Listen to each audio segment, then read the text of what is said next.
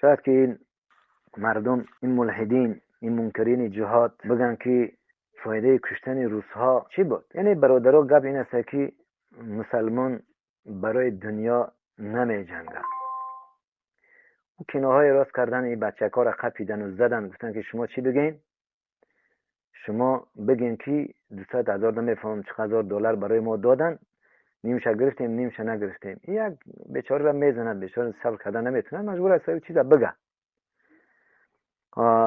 ما در جواب این ملحدین، این منکرین جهاد، این منافقین میگیم که همون ملحدین سابقه را میگفتن که به این نماز خوندن و به این حج رفتن و به این روزه گرفتن و چی برای تو چی نفع میته. ما برای این ملحدین، این کافرای دومنگه میگیم که این امر الله سبحانه و تعالی است. نماز، روزه، حج، زکات، این و اما امور الله سبحانه و تعالی برای چی است؟ این امر الله سبحانه و تعالی است. و برای این منکرین جهاد میگیم که فایده کشتن این کافرها اینم امر الله سبحانه و تعالی است. این امر کیست؟ امر الله سبحانه و تعالی. والله برادرها، امروز اینقدر تبلیغ کردن این کافرها اینقدر تبلیغ کردن، این منافقا اینقدر تبلیغ کردن، والله وقتی که جهاد گپ میزنی مردم میگریزن. وقتی از کشتن کافر، از زدن گردن ها صحبت میکنی، مردم میگریزد، بیگانه شده گیسته. سببش چیسته؟ سببش این منافق صفت ها هستند. باور کن باید سخت بزنی.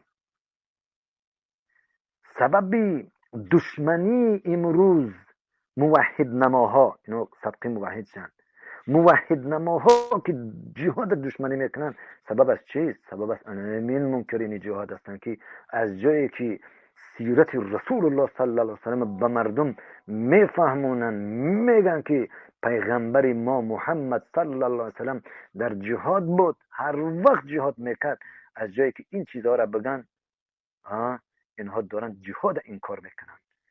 امروز سببش همینا هستن. سبب سقوط سمرقند و بخارا و همین چیزا همین ملاهای درباری، همین ملاهای طاغوت پرست شده بودن برادرها، منکرین جهاد. همین موسفیدا، همین بابای من میگفت، من گفتم چرا این کافر اومد این مردم جنگ نکردن؟ گفت نه فلان اولیا بود. و اینم ها کدام روز این منکرین جهاد هم در پیش اینا اولیا، شیخ الاسلام سیف من سیوف الله شد، با کدام روز اولیاء الله همه برادر ایران. اونها گفتن که ما خواو دیدیم، همون نفروشو خواو دیدن، و کدوم روز اینا رو هم خواو میبینن. خواو دیده است که این چیزی سرخش میگفتن، سبحان الله، اومدگی است. یعنی مهدی همون بیرق سرخ گرفته رفتار رشته باشد. همون ملاهای همون زمان همی خواب دیدن، گفتن وقتی که مهدی این بیرق این کافرای روس برداشتگی سه اومده را است، ببینید ملاهای درباری فروخته شده گره. ما نمیتونیم بر مقابل اینها جنگ بکنیم، بین تسلیم بشین. تسلیم دادن سمرقند و بخارا و این بلاد المسلمین. اینها را به همین دعوتشون میخواهند که تمام مسلمان ها را از جهاد، منکرین جهاد بکنن. اقسم بالله العظیم نمیتونین باذن الله سبحانه و تعالی. باذن الله سبحانه و تعالی انا به همین جندلکایی که خردککا با این عبدالرحمن خردککا ان شاء الله خرد و کلان میبرایم، شما را رد میزنیم باذن الله سبحانه و تعالی.